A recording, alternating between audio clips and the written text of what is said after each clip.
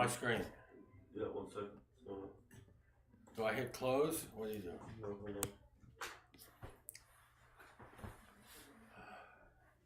Alright, done. Hey, I'm glad to be back.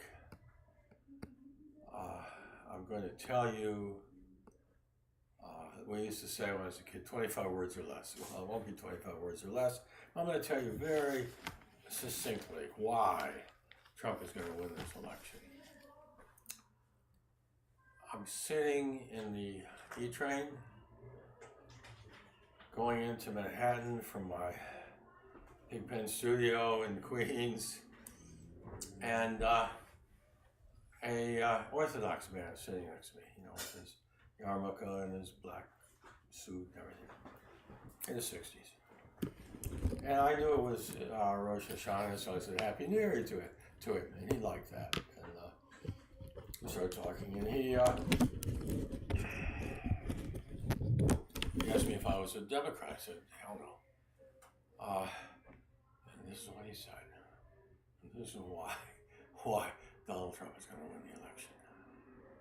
Hearken unto me. This is what he said. If the Democrats win the election, there will be a civil war. We started talking, and it was like, here I am, as culturally different from this man as possible. A white Christian farm boy from the Midwest, and a New York Jew, who is an Orthodox, with all the garb and everything. So, he's not talking for himself. He's talking for his community when he says that.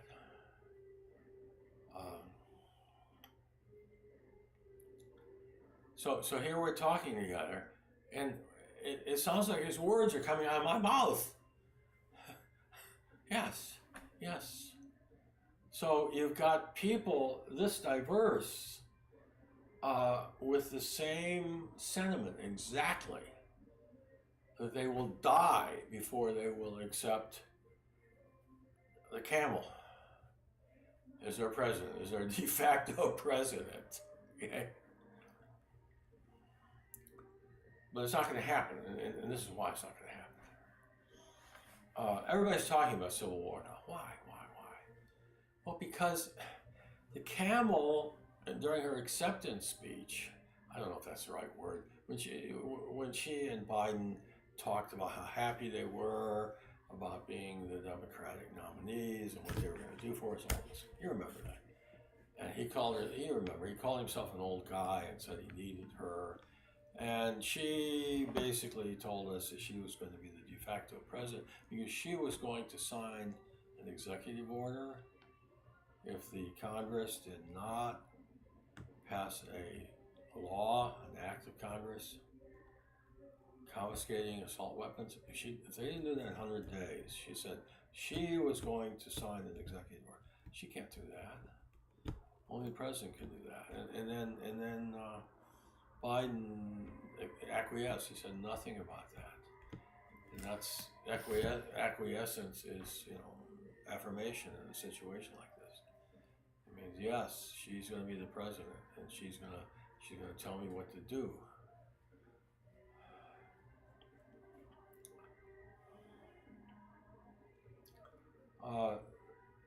This is not going to be accepted by white Christian men in the Midwest, and in the South, and in the West.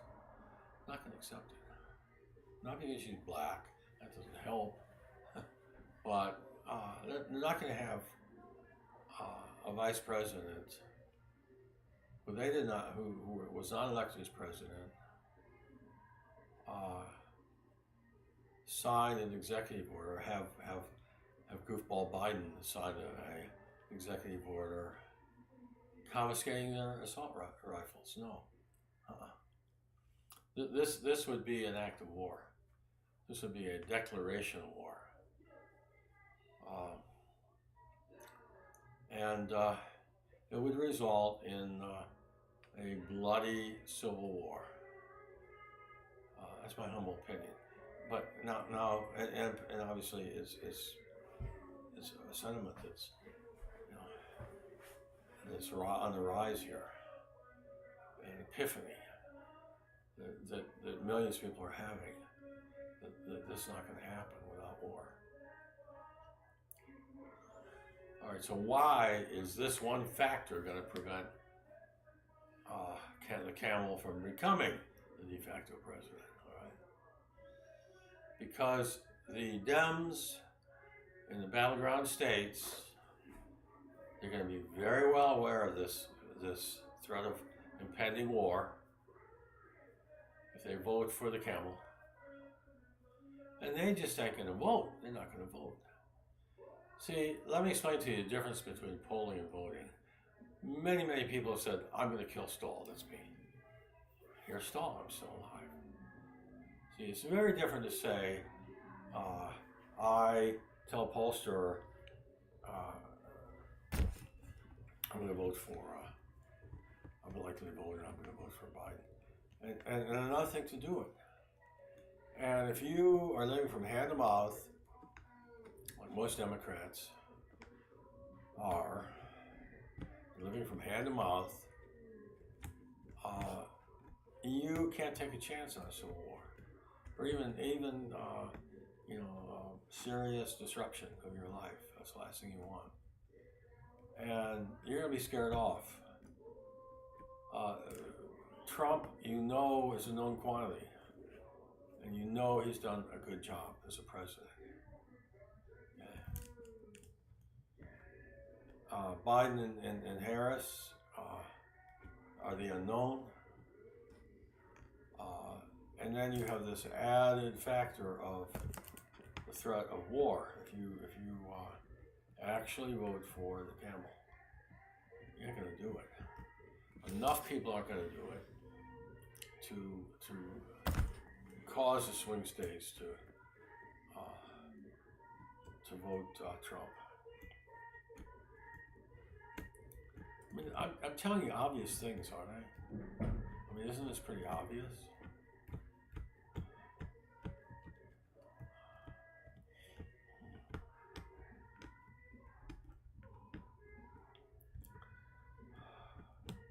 You know, there are a number, I haven't been around for a long time because somebody has been on an extended safari, but he's promised to get his act together now, not to do this to us again.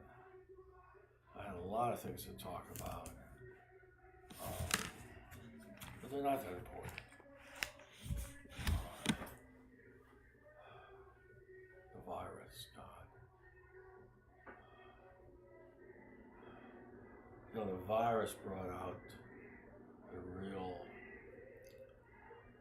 sentiments that the Dems have towards Trump. You know, that they want to see him die. They want to see him die. You know, they would applaud this. They've pretty much made that clear, and I think most of them would love to see him die of the coronavirus.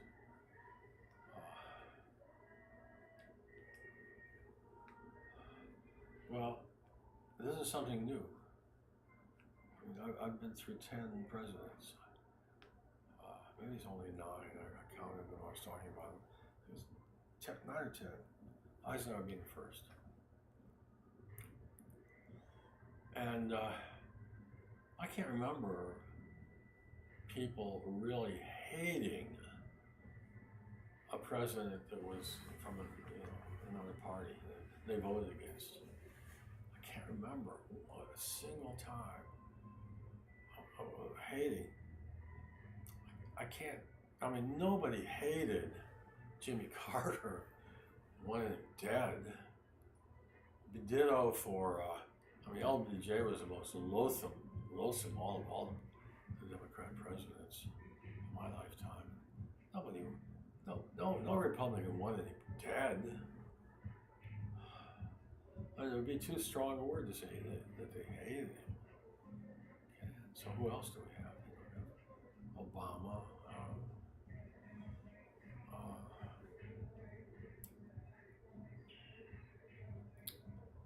He was the most disliked of all the Democrat presidents.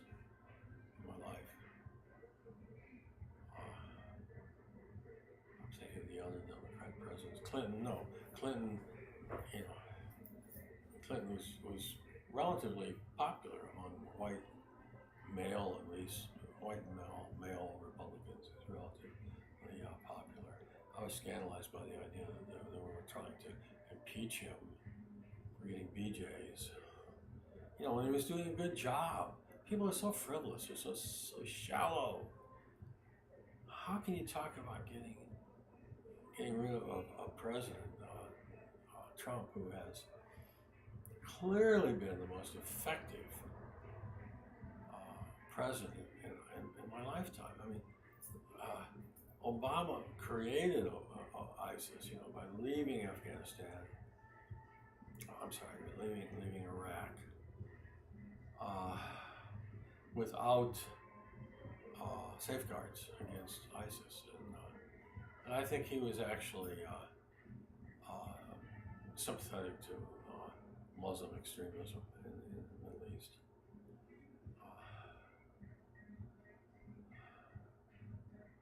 All right, so it had a caliphate. I mean, it was trying to take all over Iraq and other countries. And, that was its goal, and it seemed to be a realistic goal. When Trump took office, and he extirpated it, wiped it out off the map, disappeared in months.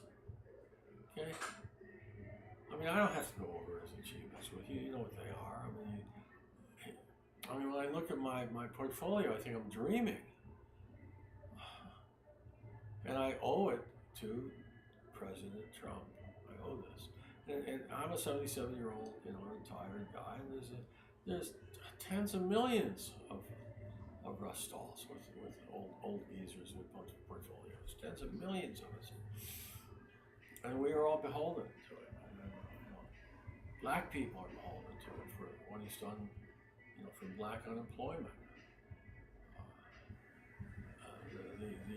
the economy, growth in the economy.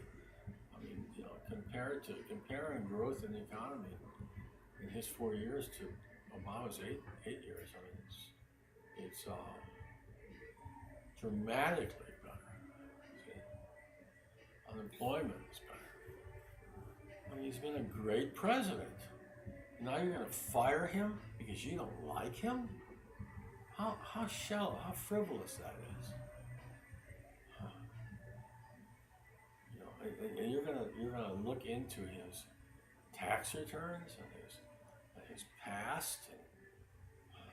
I wanted to talk about Trump derangement syndrome. You know, I told you I was dating a pre-med student.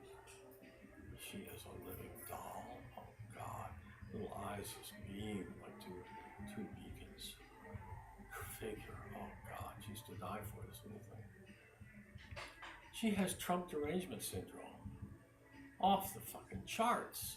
She won't even listen to him. She can't look at him. Where does this come from?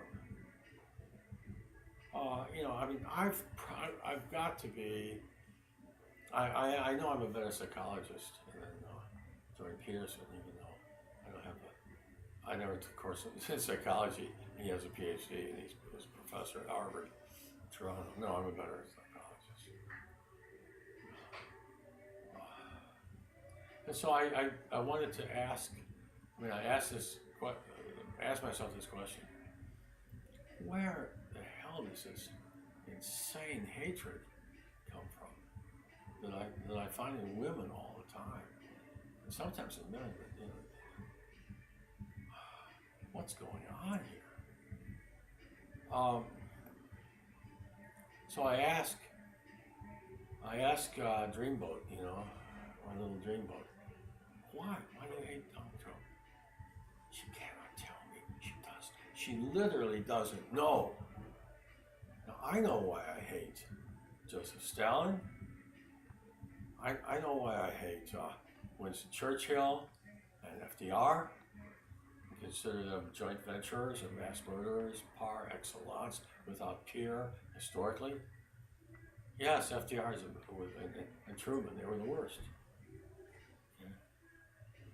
You know, and I talk to Americans, I ask them, Of the three belligerents, which were the most murderous? U.S., Britain, Soviet Union. And they answer without, in a millisecond, not hesitation, the U.S., because they know. Everybody understands now. You don't drop bombs, A bombs on cities of women and children and old men. You know, the soldiers are going. So that to force them to surrender, and then say, well, we would have had to invade otherwise. Oh, really? That's called an non sequitur, little guy. Little fucking Truman. Mass murderer, man. And then I gotta stop this. This is not relevant.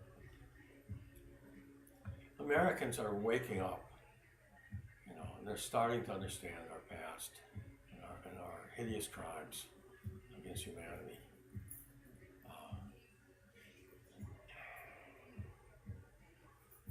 On the unparalleled crimes against humanity.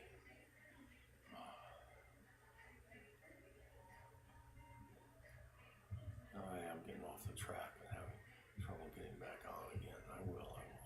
All right. So I asked her, please explain this. No, not a clue. No, I can't say one word. Can't help me to understand why she hates this man. See, I know why I hate even people that I don't abominate, like the three I mentioned. But I mean, people that I just, you know, I can't stand. I can tell you exactly why. But women can't tell you why they. Well, this 92-year-old woman said he's destroying things as president. Three nights ago, walking in Soho. She I don't know. I'm sorry. With her helper, you know. He's destroying things as president. What the hell is that? No details. You know. Okay. Well. That's pure irrationality on their. When you can't explain why you hate someone, okay? Men with Trump derangement syndrome. My son, this little rich little brat, you know, inheriting from his mother who died. God bless her. R.I.P.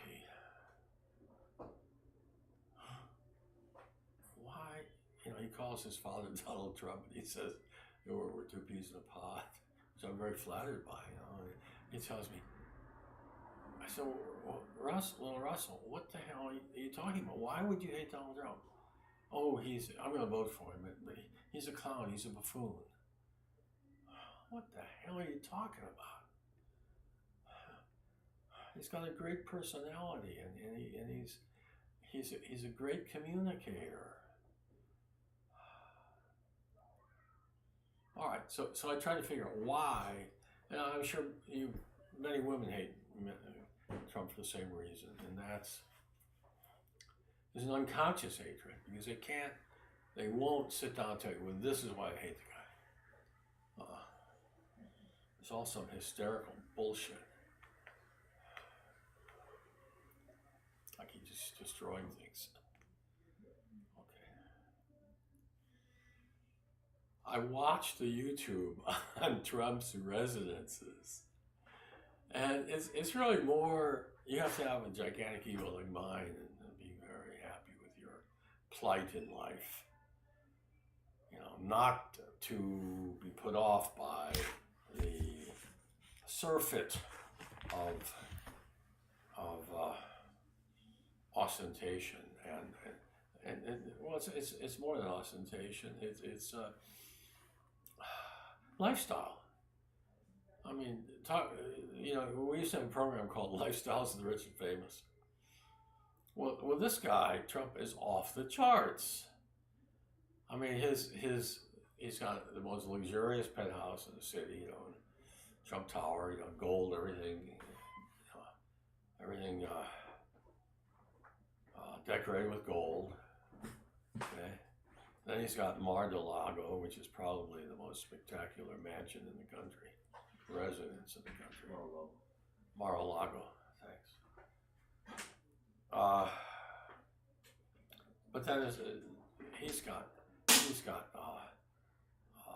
mansions and all over the Western world, with golf courses.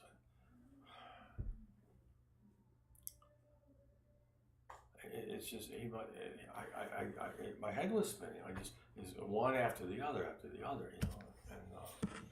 okay, so he could go and live in any of these houses, okay, these estates, with his family, and often he's doing what he's doing in Palm Beach.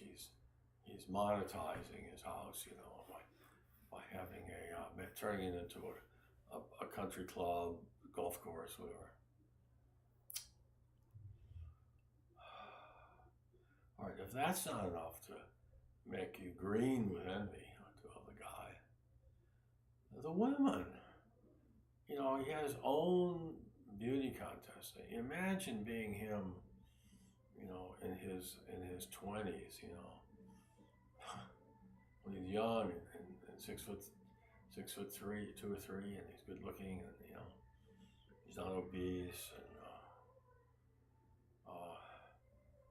it's just like the world is his candy store, and I mean it's hard to accept, as someone having that much good fortune, and then he decides to get married, and 3 knockout beautiful women, beautiful, bright, personable, great personalities, very intelligent women, and then all these kids, he's like, the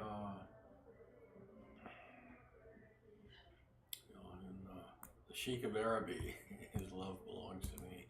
Okay,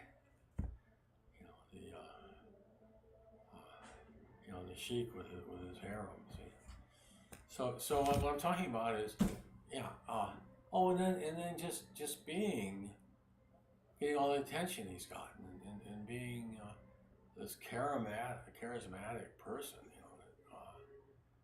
that is loved by so many, tens of millions of people. So a lot of men, they can't deal with this, and I mean, because they are so seething with hatred. When Trump didn't do anything to them, what the hell is this all about? He did a great job for them. Their portfolios are bigger. Why? I talked to this Jewish guy from Beverly Hills.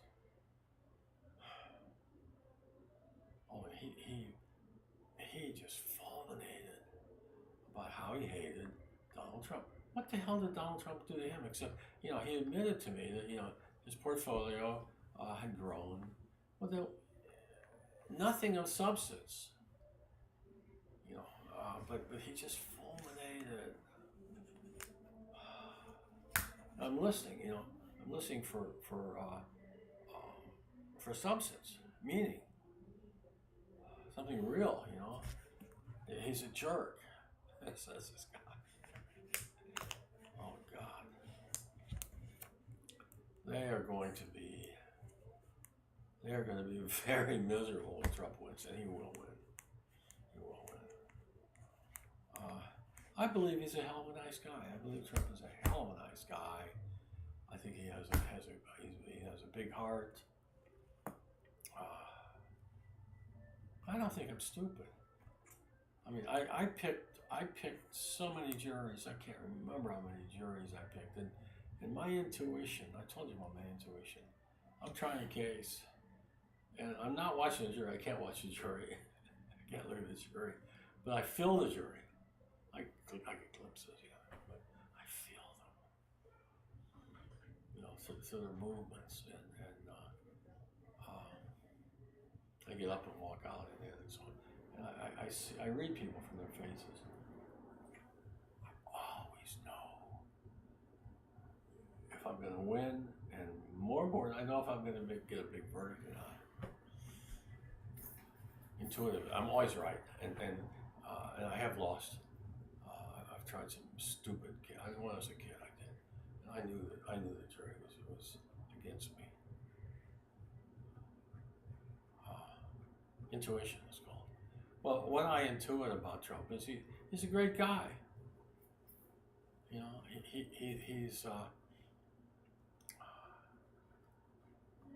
he doesn't have a mean bone in his body. I mean, he gets mad, he gets angry, but you know, I mean, after the election, if Biden wanted to come down with his wife and spend a week, you know, in his resort, I think that Trump would just be really great, really nice to him. He's gonna be. I know he would, because that's the kind of guy. He's a good guy. Don't tell that to these Trump haters. Oh my God,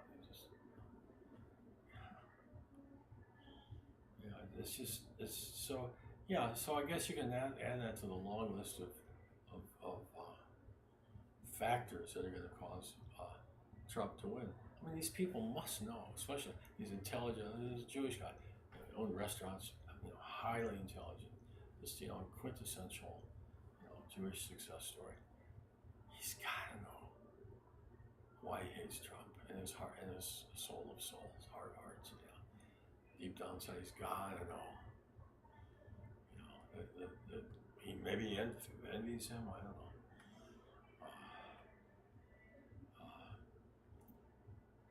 Yeah, and so if he can figure out any way to miss the election and not vote, you know, not him necessarily, but his ilk, many of his ilk just won't vote for some reason, you know, they'll come up with some way to excuse himself from voting because they know they're irrational as hell, and what they're doing is stupid as hell.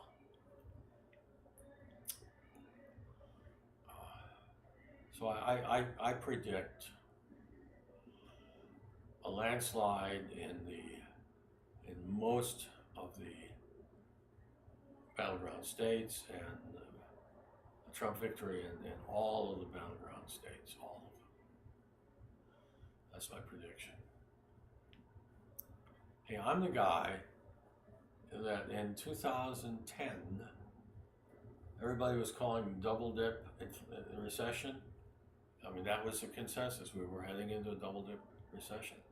And I posted on my Market Watch. I was posting every day and listening to the interviews and immersing myself in the market because I wanted to invest some cash. And everybody was predicting a double dip recession, right? I alone, predicted, number one, no recession,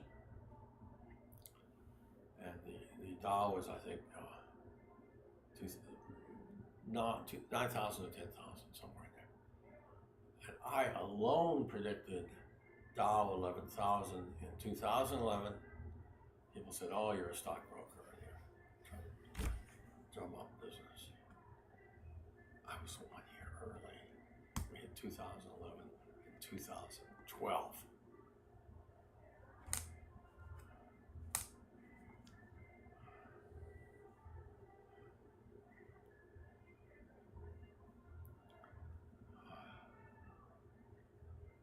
Yeah.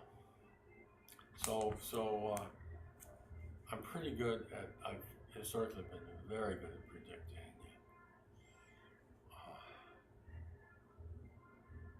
And this fear, the threat of civil war. I mean, if the Orthodox feel this way, and we cut Republicans, we feel this way. This is too widespread. And it's going to grow, and the nincompoop, you know, hand-to-mouth, working Democrat. Many of them are going to have the sense to stay home on election day. You know, many are going to see this as, hey, this could be self-destructive, what I'm doing, you know. I mean, this could be bad for the economy, and I can't cry about the economy, or this could really result in civil unrest, maybe war, and you know, why rock the boat? So that's what I see happening.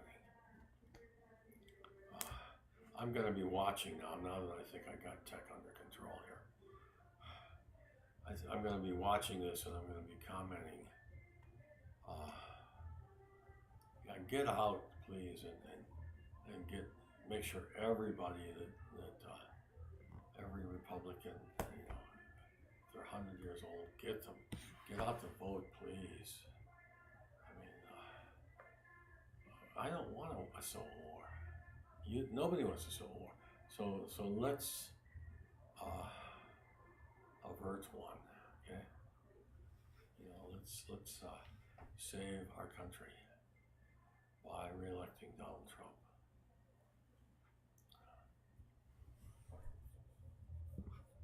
Anton? I gotta unplug it now. Are you gonna end it? Oh, I think you can. Oh man. I'll unplug it now.